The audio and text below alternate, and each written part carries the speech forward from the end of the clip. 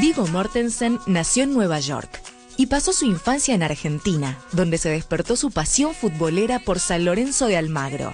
De padre danés y madre estadounidense, Viggo participó en más de 30 películas y fue nominado al Oscar por su actuación en Promesas del Este. Bajo el nombre de Sam Loomis, puede decir que se alojó con Julianne Moore en el motel de Norman Bates y que combatió con orcos en El Señor de los Anillos. En la página oficial de San Lorenzo escribe impresiones tituladas Sobrevuelos, donde su pasión cuerva se mezcla con el cine y la literatura. Señoras y señores, con nosotros, Viggo Mortensen. Bienvenido.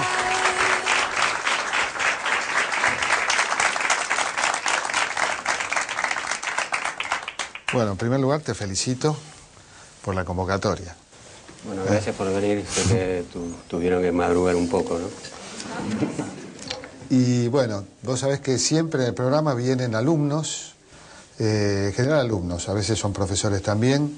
En este caso son bastantes los grupos. Taller Pura Palabra, Periodismo de Avellaneda, de la Universidad de Avellaneda, Artes Audiovisuales también de Avellaneda, Imagen y Sonido de la UBA, Taller de Teatro de María Julia Moreno, que son de una persistencia y una presencia constante aquí, también de la Escuela de Teatro de Agustín Aleso, muchos alumnos de teatro, bien.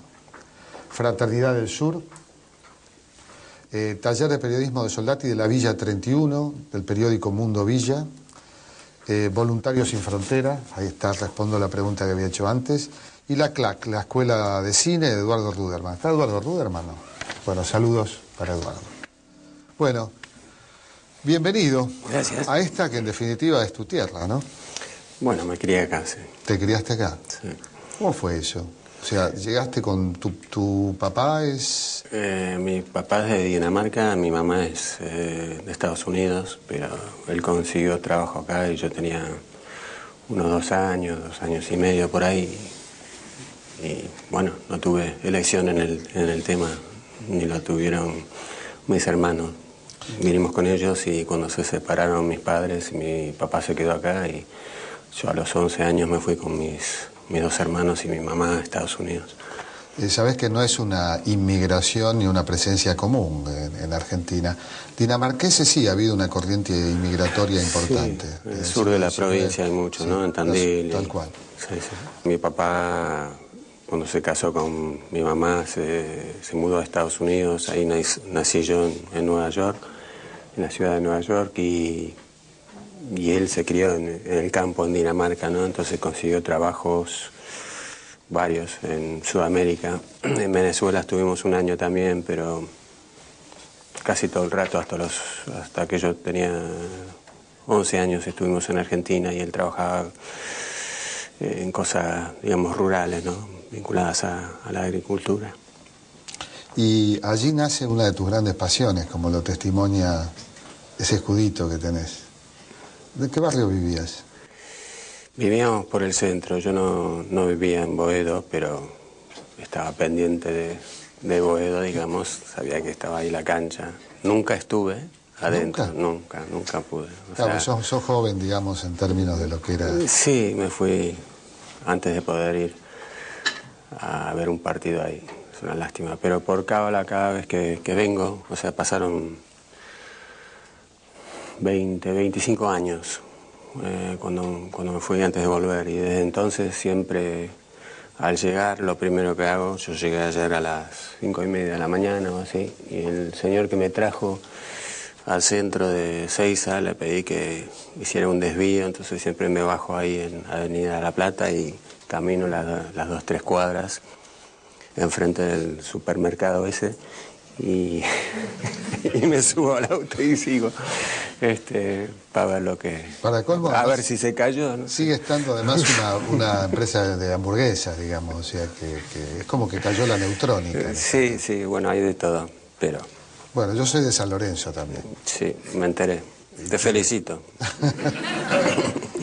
Bueno, pensé que podemos compadecernos juntos. En los medios, me parece, bueno, periodistas y eso, somos pocos, pero valientes. En el rodaje de esta película todos tenemos un plan, solo había un señor ¿De eso que estaba en el algunos? equipo técnico, que vigilaba los camiones y las Ajá. cámaras y cosas. Era el único. El único inteligente Sí. en todo un equipo. Igual la Tipo muy película, culto, la la verdad. película salió bastante bien a pesar de todo, ¿no? Sí, sí, sí, sí. Salió bien. Yo la vi hace poco y es muy interesante. Hay una relación entre tu juventud argentina, porque si hay algo que uno observa en tus películas, en tus elecciones, porque vos sos un actor que elige a los personajes. Dentro de lo posible. O sea, la gente tiene una impresión de que los actores, sobre todo los actores que tienen ya una carrera, que son más o menos reconocidos, que tienen la posibilidad de elegir cualquier cosa que quieran hacer, pero no es así. Lo que sí podemos decir al principio de la carrera como al final es no a algo. Sí se te ofrece la cosa, ¿no? Pero a veces es difícil cambiar de rumbo como actor, ¿no? Si te tienen imaginado como un cierto tipo de personaje que haces esta cosa bien, es difícil probar otra cosa. A mí me interesa probar personajes diferentes, ¿no? Desafíos diferentes, y eso a veces cuesta, tenés que convencer a la gente. O sea que no siempre puedes elegir todo. Es cierto que después de, bueno, sobre todo después del éxito que tuvo El Señor de los Anillos, yo y los otros actores tuvimos mucha más posibilidad de más cosas para Elegir. para elegir, para leer, para tomar en cuenta, ¿no? Pero no te ofrecen todo, o sea y después tenés que tener suerte, puedes elegir un guión que es muy bueno, con elementos buenos, director, reparto, y no sale bien la cosa, nunca se sabe. Es un poco, es como, bueno, esta película se llama Todos tenemos un plan, y gente piensa que los planes son cosas fijas, ¿no? Que planeas tu vida y que vas a hacer un viaje, vas a ir por acá, por allá. Los planes casi nunca salen como uno los imagina. Yo creo que los planes son más bien como sueños conscientes, ¿no?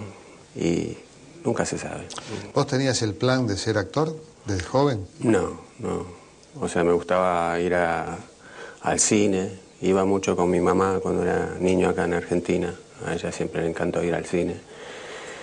Y en el colegio también yo miraba películas, me gustaba la tele como cualquier niño, pero nunca se me ocurrió hacerlo, me hubiera dado mucha vergüenza intentarlo, ¿no? En Argentina no estudiaste actuación. No, bueno, el primer papel que hice, yo tenía como 8 años en colegio, y hice la parte trasera de un dragón. Pero aparte, y tenía que rugir un poco y eso, pero no era un desafío muy grande, muy caluroso ahí debajo de la tela esa gris, creo que era, pero no. Y tampoco en Estados Unidos, tampoco me interesaba ver teatro y cine y eso, pero no, llegué bastante tarde a la idea de que esto podría ser algo para probar. Y cuando lo probé pensé, bueno, puede ser una cosa más, a ver qué pasa, 2, 3 años, 5, y después pruebo otra cosa. ¿Dónde fue? ¿En Dinamarca? Fue en Nueva York. Nueva York. En Nueva York. ¿Fuiste a Dinamarca después de Buenos Aires, dijiste? Sí, viví unos años ahí. La verdad es que fue en Dinamarca que empecé a pensar de otra manera, con respecto al cine, al teatro, que en vez de solamente ver cuentos en el cine o en el teatro como espectador que después habla con los compañeros, con los amigos y discute, bueno, me gustó, no me gustó, como entretenimiento, ¿no? Empecé a preguntarme cómo hacen esto cuando hay una película muy buena, sobre todo cuando empecé a ver cine de autor, digamos, y películas que no había visto, ¿no? A los 20 años por ahí empecé a ver películas de Dreyer, de Bresson, italianas, japonesas, de todo.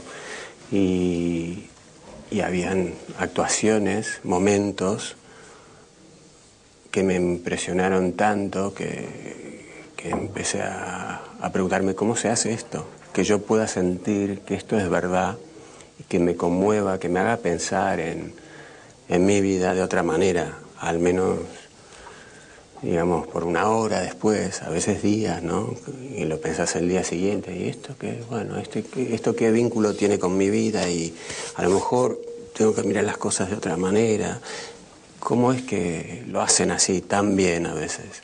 Entonces era por curiosidad, cuando volví a la ciudad de Nueva York, de Dinamarca, porque tenía una novia que se murió, decidió irse para allá, entonces yo la seguí.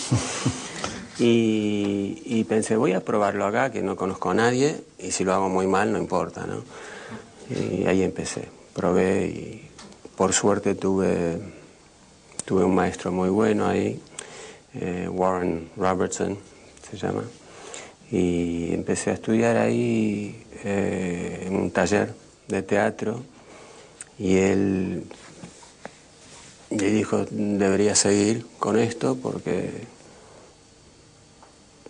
tenés cierto talento, tenés posibilidades. Seguramente si hubiera sido otro maestro hubiera dicho, no, estás loco, no sé lo que estás haciendo, porque yo no tenía mucha información, no tenía ninguna formación como actor, ¿no?, en ese momento. Pero, no sé, nos hace falta a todos, me parece, alguien que nos dé un poco de confianza, ¿no?, que nos ayude, que nos empuje un poco. Y también soy un poco terco, la verdad, soy un poco testarudo, entonces cuando no me salía la cosa, los primeros años seguí, porque sentía curiosidad, ¿no?, cada vez más. ¿Cómo se hace? Yo creo que también puedo hacer esto, quiero probarlo, me interesa ver cómo es la cosa. Y para mí lo de hacer cine, a veces teatro, es un aprendizaje que nunca termina, es interesante. Ves una película y te puede cambiar la idea de lo que es el cine, lo que es la actuación, las posibilidades, ¿no?, de qué tipo de cuento se puede contar, cómo se puede demostrar un sentimiento de una manera diferente, más real, más de verdad, ¿no? Todas esas cosas, si uno quiere, uno puede seguir aprendiendo, es un oficio lindo para eso. En general, la formación del actor está ligada a la actuación escénica, ¿no? Recién en los últimos tiempos hay todo un estudio específico de actuación en cámara. ¿Cuál es la diferencia para vos? En mi experiencia no hay tanta diferencia. No debe haber. La construcción, sobre todo, del personaje es igual, ¿no? Sí, claro, que si estás en un espacio grande, sin micrófono tenés que proyectar más, pero aparte de eso, y a veces tenés que estar obviamente consciente de los gestos o tu posición, ¿no?, para que se vea lo que está ocurriendo, pero eso también para la cámara.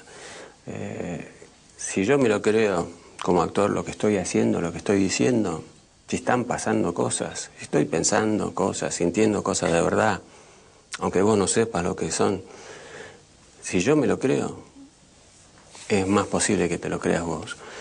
Y eso va para el teatro y el cine igual. Yo el año pasado volví al teatro, hice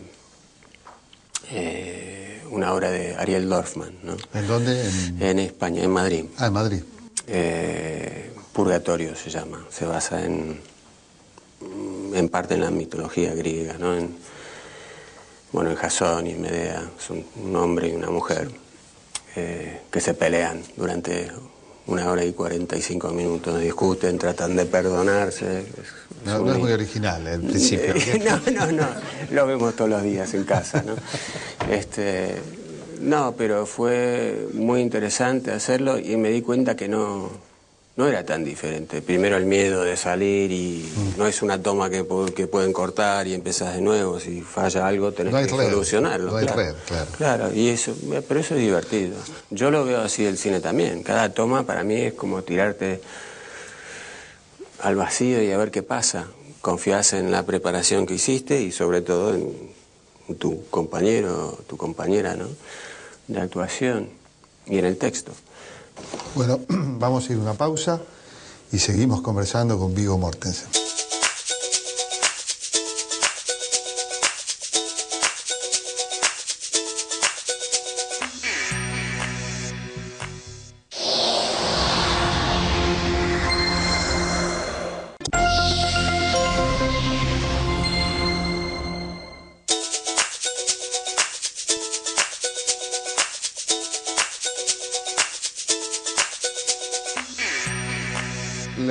ya sabemos que el primer papel escénico fue La cola de un dragón, ¿no? Sí, Dicen un que éxito. elogiaron mucho el trabajo de la cabeza del dragón, lo cual Sí, sí. Era más grande, más alto el chico, entonces más él estaba acá, destacado. yo estaba acá. ¿Y cuál fue tu primer película, tu primer participación en una película?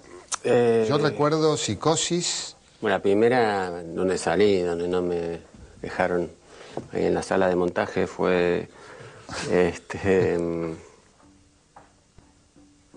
¿Estás hablando? Único testigo de Peter Weir. Ah, claro, testigo, acá la conocemos como Testigo en Peligro. Ajá. Y vos haces del Amish. Sí, hago del hermano de... Bueno, ahí fue la cosa donde paró por un rato lo del teatro, porque yo vivía en Nueva York entonces, donde había empezado como actor.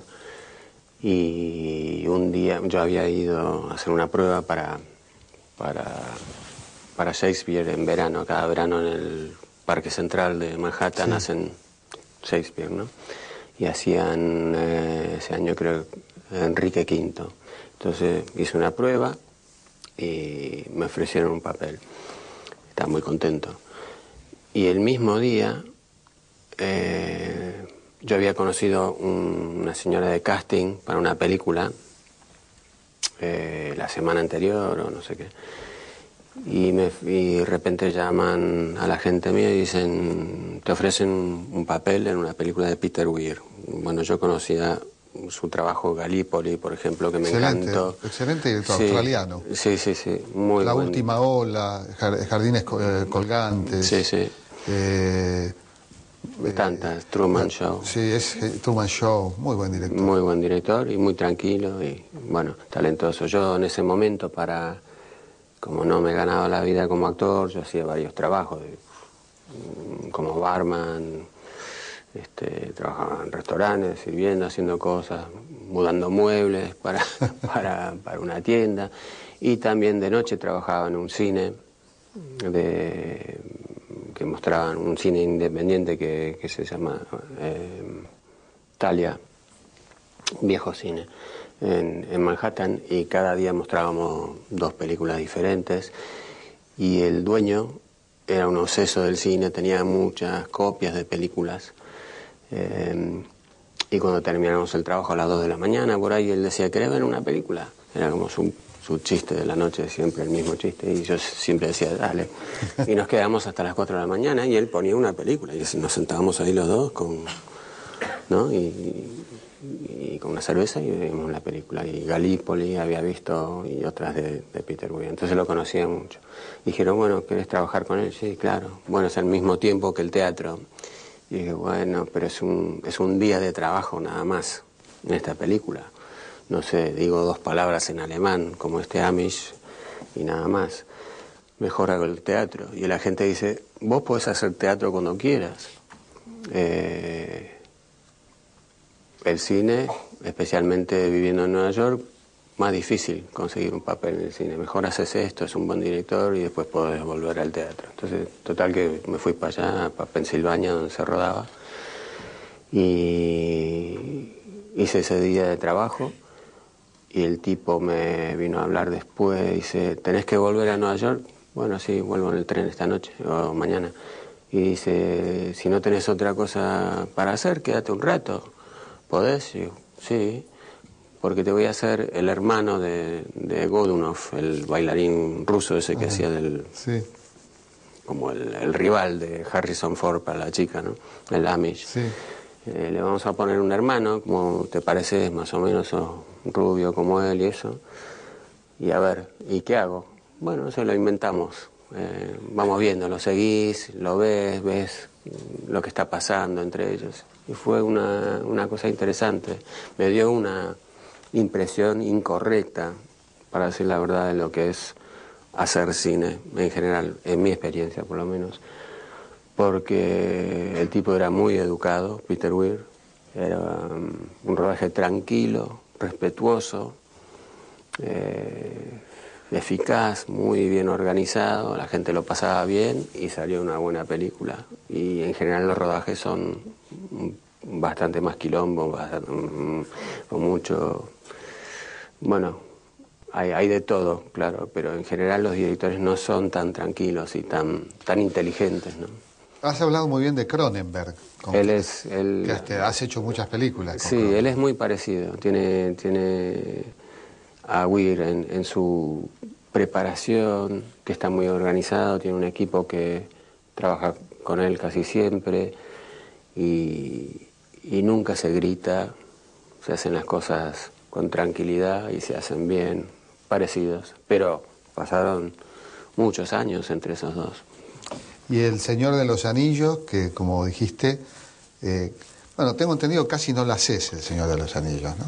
O sea que hay encrucijadas en la vida de un actor, sí. En la vida de todo el mundo hay encrucijadas, pero en la vida de un actor esa decisión que determina que es muy concreto eso, haber hecho o no una película le ha determinado a muchos actores. No, es así, por el éxito que tuvo me dio la oportunidad de trabajar, por ejemplo, con Cronenberg y de hacer cosas interesantes después, ¿no? Y es verdad que yo había terminado de rodar una película larga, varios meses, en Estados Unidos, y estaba con mi hijo en ese momento, que tenía 11 años, y me llamaron por teléfono para decir, bueno, ¿querés hacer este papel? Es un libro que no había leído, Señor de los Anillos, y tenés que irte mañana. Y yo, no puedo, acabo de volver a casa de este rodaje, estoy con mi hijo. Y dijeron, no, pero, y digo, ¿cuánto dura? Bueno, termina en, no sé, diciembre o enero. Ah, bueno, y era octubre, me parece. Y del año que viene. Dije, no, entonces no puedo, porque ¿de qué se trata? Bueno, sí, esto es un papel que no sé qué. Entonces, bueno. ¿Cómo se llama? Strider, en inglés, ¿no? Strider, bueno. Interesante, pero me parece que no, pero muchas gracias. Y darle las gracias a ellos. Colgué y mi hijo me dice, ¿estás hablando del Señor de los Anillos? Él conocía el cuento, entonces me decía, no, ¿cuál es? ¿Es Strider? Yo, sí, es un tipo que vive en el bosque y, no sé, hay unos enanos, qué sé yo. Raro. No sé, no, raro no, después es el rey, no sé qué. Tenés que hacerlo, digo, bueno, una separación larga, podés venir a visitar, pero estás en el colegio y qué sé yo, no sé si me conviene, y además ya empezaron a rodar y no voy a estar preparado, y me gusta estar preparado, quiero ayudar a que sea un buen cuento, no ser un obstáculo, ¿no? Y él dijo, no, pero pensalo, yo aguanto, vengo a visitarte, o venís cuando podés y eso. Entonces cambié de opinión. Igual, capaz que lo hubiera aceptado, no sé. Han pasado muchas películas y el tiempo no nos permite hablar de todas, pero la película A la Triste... Sí, esa fue linda. Bueno, esa, por ejemplo, para España, una producción muy grande. Muy grande. Se vio acá también un poco, me parece. La presentamos acá. Y ese papel no me lo hubieran dado, por ejemplo, si no fuera por el éxito del Señor de los Anillos. Y esta, Todos tenemos un plan, para mí es especial porque es la primera vez que ruedo acá. Vamos a ver la cola de Todos tenemos un plan. Y mientras la vemos, conversamos un poco. Esta es tu primera experiencia argentina. ¿Y cómo fue? Lo pasamos muy bien. Fue un trabajo de pasión y, como dije, de familia. Yo la conocí, bueno, digamos, gracias a San Lorenzo, a Ana Peterberg, porque nos encontramos en la puerta del club, de la sede en la Avenida La Plata. Ella es de Boca, pero vive cerca de ahí, del barrio, y lleva a sus niños a nadar, a la pileta, son miembros del club, para eso. Y nos encontramos en la puerta y dijo, yo soy directora, bueno, soy escritora, quiero dirigir esta película y no sé si te lo puedo hacer llegar. Y hay mucha gente que me dice eso, que me da un guión o me lo envía y no sé qué. Dijo, no sabía que te iba a encontrar, claro, y no lo tengo conmigo, pero yo dije, bueno, te doy mi dirección, me lo envías y cuando puedo leo el guión y ya está. Y lo leí y me sorprendió, era muy bueno, muy bueno. O sea, fue mejorando durante el tiempo que tardamos en encontrar el dinero para hacer la película y la preproducción de la película, pero ya era buenísimo el guión. Y dije que sí, y nos conocimos poco a poco cada vez que venía a Argentina para presentar una película extranjera o para ver a San Lorenzo, ¿no? Jugar. Yo la llamaba, iba a la casa de ella y nos sentábamos y trabajábamos unas horas y así nos fuimos conociendo y hablamos del guión y mentalizamos cómo se podía hacer. Es una trama compleja. Yo estaba pensando, viendo muchos de tus personajes,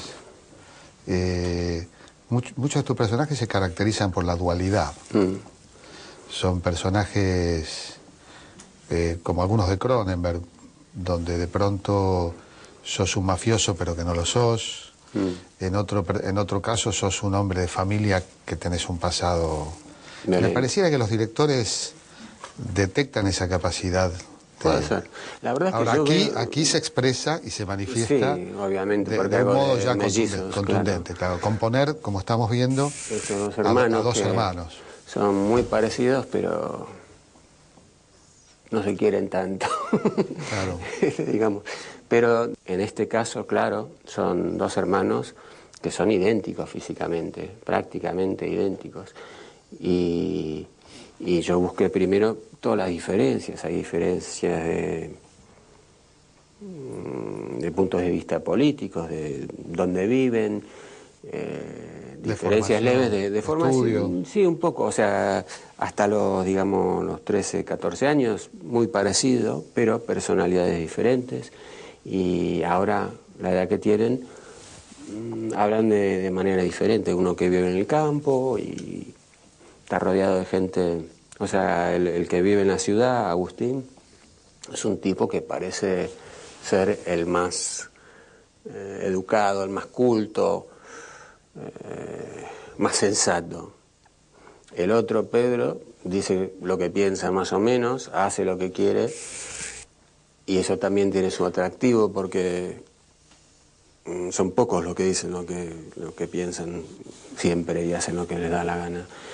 Y ahí hay una tensión. Entonces yo busqué todas las diferencias, los detalles para que fueran diferentes. Y después lo dejé eso y me pregunté qué es lo que los une. Los padres, la crianza hasta cierto punto, seguramente tienen mucho más en común de lo que parece, ¿no? Parece ser el caso cuando ves la película. Y es divertido. Al final lo dejas todo y es en acción y hay que fiarse en la preparación y, como digo, en el compañero de actuación. Tuviste diálogos con vos mismo. Bueno, eso sí. El compañero de actuación en algunas escenas como esta que vimos. ¿Y vos lo veías al otro personaje? ¿Lo veías al hermano? Bueno, esa es una de las cosas que hablábamos Ana y yo en los años, digamos, los meses y los años antes de rodar.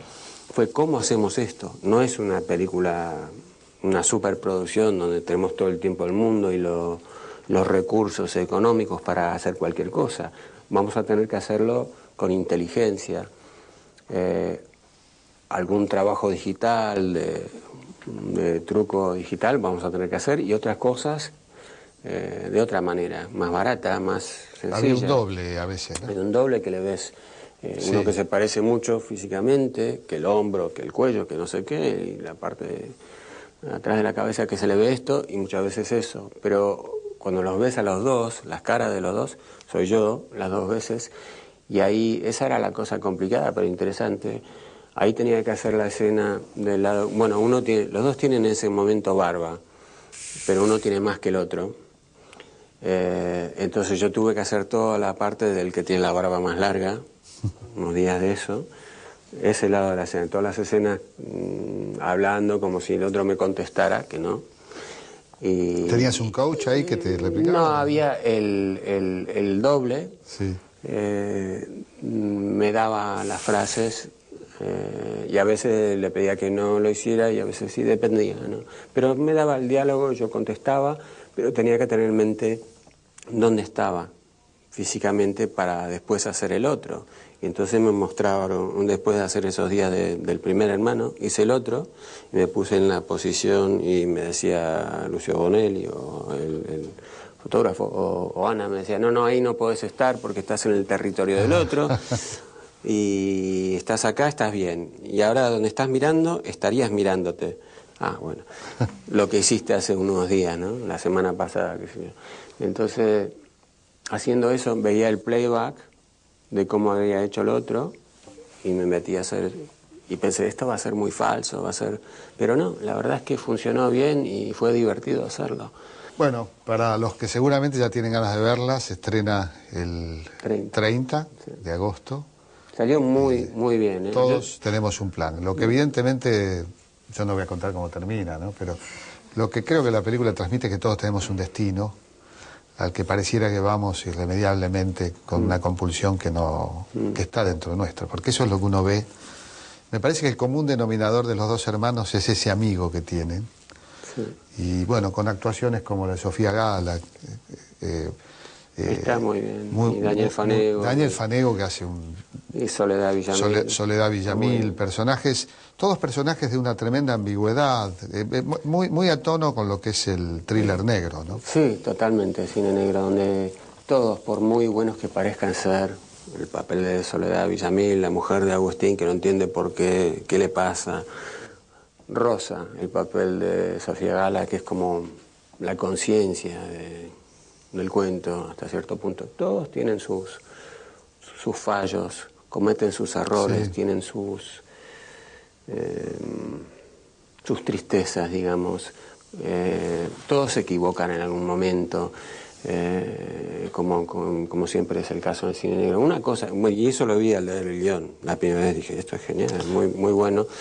Y una cosa que me di cuenta rodando era que esto no parece ser una película rodada por un director, una directora que hace su primer película. No parece, yo creo que esto, cuando se termine de montar, no va a parecer ópera prima, para nada, y es así, la ves y decís, sí, bueno, tiene un gran profesionalismo. Igual hay una tradición de las óperas primas muy particular, ¿no? Que un solo ejemplo, El ciudadano Orson Welles.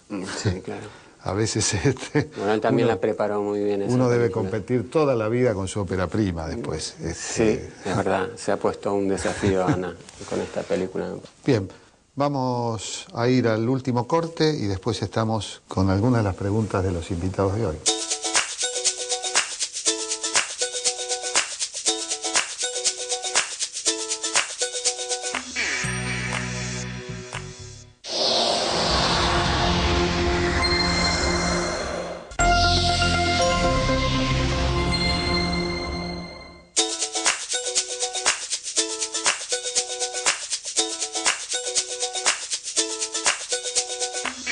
Bueno, digo, en este bloque le toca el turno a nuestros invitados, que seguramente van a tener, yo siento que me faltan un montón de preguntas, pero por ahí algunas van a aparecer ahora. Primera pregunta. Hola, mi nombre es Martín Schwarman del estudio de María Julia Moreno. Bienvenido. Quería saber, me estoy muriendo de nervios, quería saber cómo es tu proceso antes de encarnar un rol en cine o en teatro, si seguís algún método o si cada personaje lo tomás con un enfoque distinto. Bueno, hay esa cosa que dicen, bueno, es un actor de método o es un seguidor del método.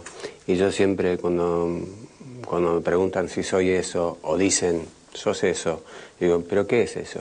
Dame una definición.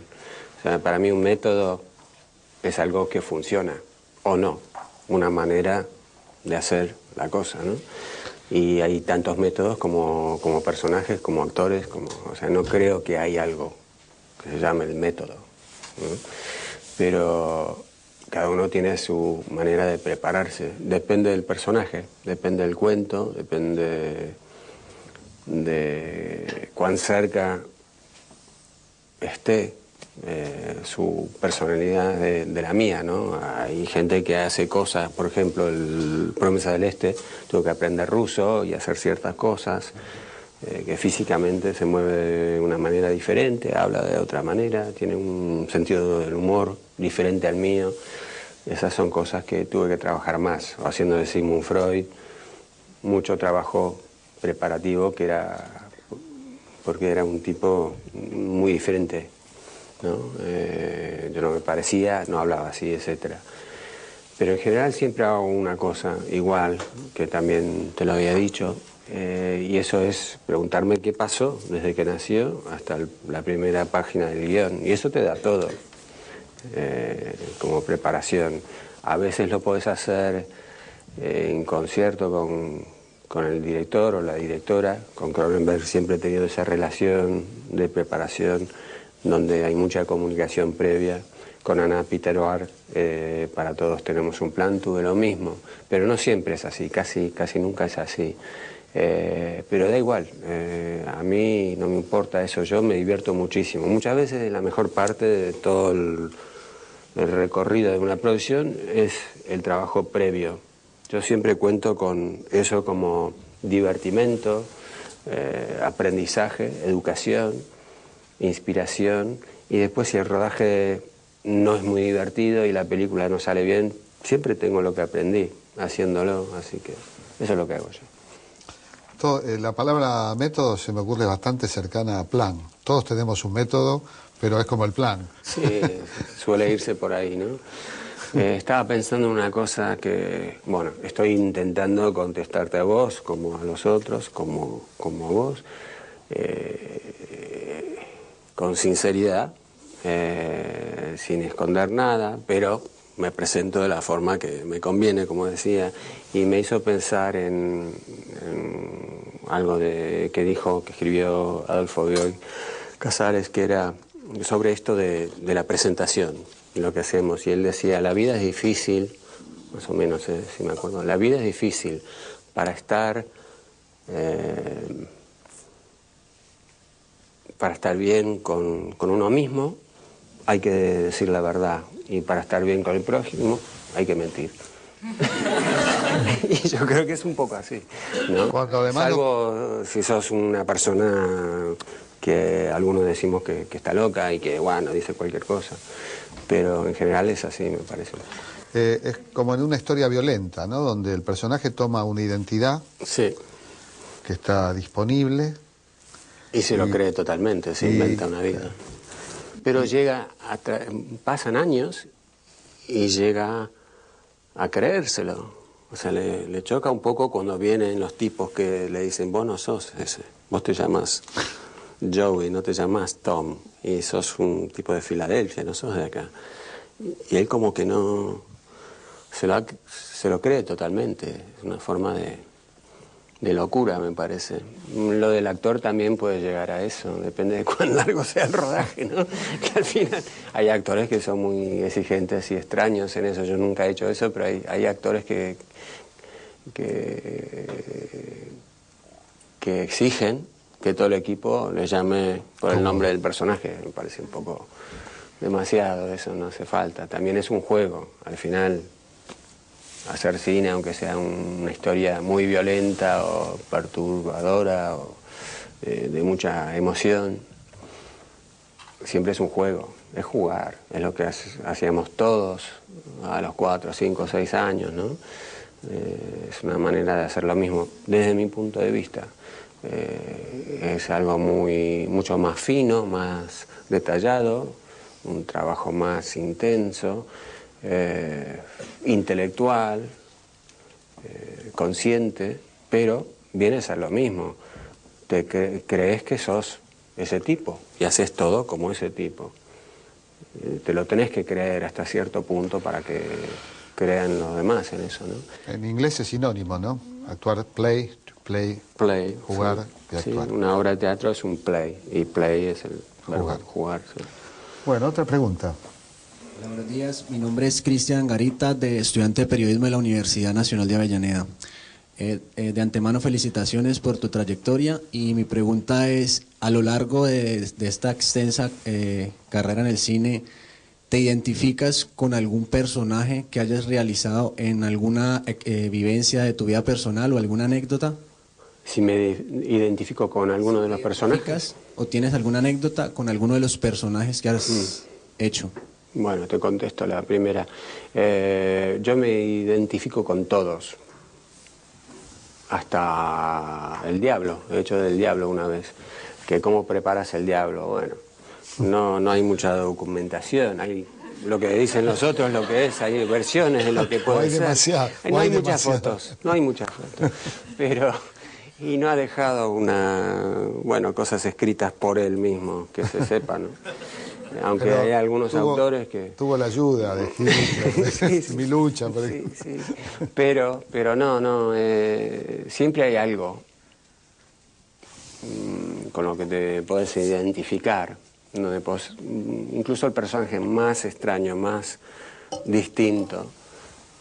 Nosotros tenemos dentro de nosotros la semilla de... La misma, que tienen todos, me parece, las posibilidades de comportamiento, bueno y malo, de cómo nos presentamos, lo que podemos aprender, también prácticamente idiomas, cosas manuales, ¿no? Conocimientos que podemos llegar a tener, si estamos capacitados para ello, pues todos tenemos, pero pensar, imaginación, no importa tu condición física, tu edad, tu sexo, tu nacionalidad, tu raza, todos podemos imaginar infinitas cosas. Por eso creo que me he identificado con todos. Ese es mi trabajo, hasta cierto punto, me parece. ¿De dónde sos vos? De Colombia. Ah, bueno. No, por curiosidad. Lindo el acento. Bien, tenemos hay presencia de varios países, sabemos. Pregunta, veo ahí a alguien impaciente. Hola, ¿cómo andás? Hola. Mi nombre es Karen, soy estudiante de actuación acá en una escuela de Buenos Aires, Andamio 90. Y más que una pregunta, te quería pedir un consejo, ya que somos muchos los actores en formación que estamos estudiando esto, acá presentes. Así que un consejo para alguien que quiere vivir de esto y que es su sueño y está estudiando. Bueno, alguien le hizo una pregunta a Marlon Brando, parecida. En inglés le pidió, how do I become a great actor? ¿Cómo me hago un gran actor como usted? Y él dijo, stick around, o sea, quédate, seguí, no más. Es sencillo, pero es eso. Tenés que tener suerte, pero para la suerte, si te llega un papel, si te llega una posibilidad, una prueba primero y después un trabajo, tenés que estar preparada. O sea, yo siempre me preparo a fondo porque me divierte también, pero sé que es necesario. Si no te preparás, igual te puede salir más o menos bien la cosa, especialmente en el cine. Como sabes, los directores pueden montar de una forma que alguien que ha hecho un trabajo terrible, como actor, puede salir más o menos bien. Muy bien no va a salir la cosa, pero en general vas a sufrir mucho más y no vas a aprender tanto, no te vas a divertir si no te preparás. Tenés que tener suerte, eso sí. Yo he tenido mucha suerte, pero también he sido testarudo. O sea, me he empeñado en hacer esto. A veces no sé por qué. He tenido momentos donde al comienzo de mi carrera y también recientemente donde digo, bueno, ¿vale la pena esto?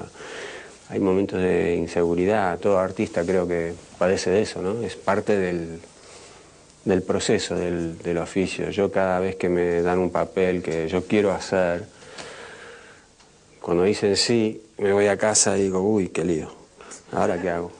¿No? Eso va para una prueba o para el trabajo en sí, si lo tenés. Stick around. Bien, otra pregunta. ¿Qué tal, Vigo? Daniel Brown, estudiante de la Universidad de Buenos Aires de Comunicación. Mi pregunta es, ya que interpretaste en España una obra de teatro llamada El Purgatorio, con la temática central puesta en la culpa y el perdón, sí. Si tuvieras que interpretar una obra de teatro en Argentina, viendo a distancia el país, ¿cuáles serían la temática? Yo no sé, no planeo. no tengo plan consciente, digamos. Leo algo y me gusta y bueno, voy a por eso. A ver si coincidimos, ¿no? Que les parece a los productores, al director, que yo soy el actor adecuado, etcétera. Pero en general no pienso muy para adelante. Planeo el año que viene porque tengo que hacerlo, pero aparte de eso no tengo ni cuentos, ni directores, ni actores. Hay gente que admiro, hay artistas que respeto, pero no tengo un plan fijo. Purgatorio es una obra desafiante, difícil. Y estaría bien, seguro que la ponen acá en Buenos Aires alguna vez. Creo que se estrenó en México. Nosotros fuimos los primeros que lo hicimos en castellano. Se había hecho un teatro pequeño, una versión anterior en inglés, en Londres y creo que en el estado de Washington, en el noroeste de Estados Unidos. Pero era diferente. El proceso, eso fue muy interesante, con Dorfman, que estuvo con nosotros en las conversaciones iniciales y seguimos trabajando el guión. La traducción siempre es traición hasta cierto punto, no se puede traducir. Traductores, traditores. Exacto. Y no se puede traducir con fidelidad total, nunca va a quedar perfecta la cosa, pero es interesante el proceso. Y en este caso cambió mucho la obra a base de la traducción en castellano y lo que sí funcionaba y lo que a lo mejor no tanto. Él la había escrito primero en inglés y después la hizo en castellano. Cuando terminamos nosotros y la presentamos, él dijo, bueno, es tan diferente ahora, ya ha mejorado tanto a través de este proceso, que voy a sacar los libros en alemán, en inglés, en todos los otros idiomas otra vez, porque está la versión para mí definitiva. Fue un proceso interesante, pero no sé. Sería la respuesta breve. Es lo que se llama una certeza. Bueno, tenemos allí una pregunta. Hola, soy Emilia del grupo Pura Palabra y quería preguntarte si cuando te eligieron para hacer el papel de Aragorn del Señor de los Anillos, sí, se tuvo que leer los libros de nuevo, como había dicho que lo habías leído hace unos años, para poder meterte en la piel del personaje. Bueno, para el papel de Aragorn en El Señor de los Anillos, yo cuando me ofrecieron el papel, yo no había leído. Había leído El Hobbit cuando tenía, qué sé yo, 15, 16 años, pero El Señor de los Anillos nunca lo había leído. Mi hijo sí, conocía el cuento, el libro, y me recomendó que lo hiciera. Después, al día siguiente, estaba en un avión, dije que sí, hacia Nueva Zelanda, que son de Los Ángeles, bueno, es como volar a España de Buenos Aires, unas 13 horas por ahí, con este libro enorme. Y no dormí, estaba, ay. Bueno, voy a leer un poco más esto. Pero me fui calmando y después los primeros días que estuve ahí, terminé de leerlo y fue una referencia para mí y para todo el elenco durante todo el rodaje. Habían libros de Tolkien por todos lados en el set todo el rato. Fue como ir a la universidad de Tolkien durante esos años. Fue muy, muy interesante. Pero lo que me calmó, cuando llegué como a la mitad del libro, me di cuenta, esto tiene como base algo que sí conozco de mi infancia. Mi papá es de Dinamarca y yo me había criado leyendo y me contaban cuentos que tenían que ver con la mitología nórdica, ¿no? Los vikingos, las sagas, cuentos celtas, la base de Tolkien en realidad. Entonces ya pensé, bueno, no es solamente una cosa de enanos raros y que hablan idiomas extrañísimos inventados, tiene una base específica, ¿no? Y eso me ayudó y me entusiasmó también, porque era algo que yo podía aportar, cosas que ya conocía. O sea, la mentalidad del personaje de Aragorn tiene mucho que ver con personajes de las sagas como Sigurd, en la saga de los Volsung, por ejemplo, y otros, no sé. Ese fue el proceso, pero no lo había leído y tuve que leerlo rápido. Bueno, Vigo, la verdad que todo un largo camino recorrido de Buenos Aires, de New York a Buenos Aires, de Buenos Aires a Dinamarca, de nuevo a Nueva York. ¿Cómo has vuelto muchas veces a la Argentina? Sí. En vos convive un poco, hay una parte de tu identidad que la sentís argentina. Totalmente, sí. Bueno, son años importantes, ¿no? Los primeros años de tu vida, los primeros 10 años. Dicen años. que la patria es la niñez. Sí. Y uno puede al mismo tiempo, no creo que la identidad deba ser exclusiva. Como el amor, uno puede repartir un poco. Sí, pero más que viajo, más pienso que puedo estar cómodo en cualquier parte, pasarlo bien en cualquier parte. Yo creo que el arma más potente antiguerra es el viajar. Se puede hacer por internet, pero físicamente también es lo mejor.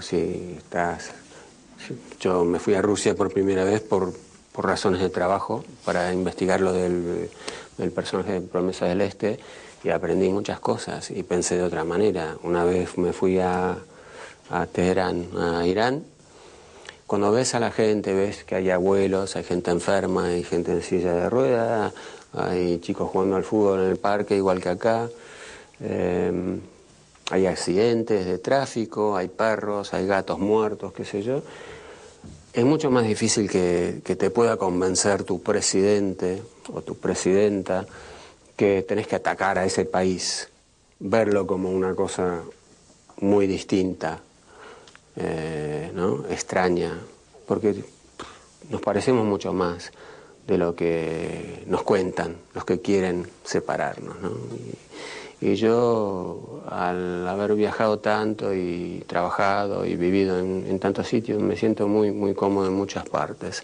Tengo vínculos obviamente fuertes con Dinamarca, por mi familia y por haber vivido ahí, pero me siento muy cómodo y contento cuando vuelvo a Nueva Zelanda, a España, a muchos sitios, pero es verdad que al subir al avión en Madrid, que era de Aerolíneas Argentinas, lleno de argentinos, ya me sentía diferente, mejor, ¿sabes? Volando hacia acá.